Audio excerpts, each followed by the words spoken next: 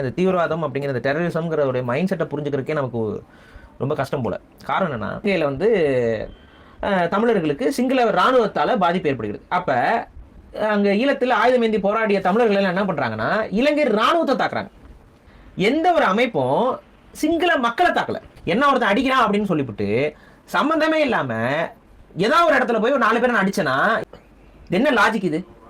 சரி, இது ஒரு மதவாத தீவிரவாதம் அப்படின்னு வச்சுக்கோ. இதன் மூலமாக இஸ்லாத்துக்கு ஏதாவது விதத்துல நல்ல பேர் வருதா? இஸ்லாமியர்களுக்கு நல்ல பேர் வருதா? இவங்க போராளிகள் கிடையாது.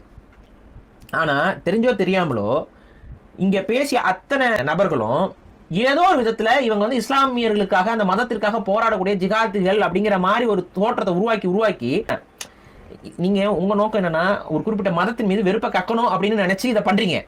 ஆனா அது என்ன ஆகுது அப்படின்னு பாத்தீங்கன்னா, அந்த குறிப்பிட்ட மதத்திலிருந்து டெரரிசத்துக்கு இன்ஸ்பயர் ஆகிறதுக்கு வழிமுறையும் நீங்களே உருவாக்குறீங்க.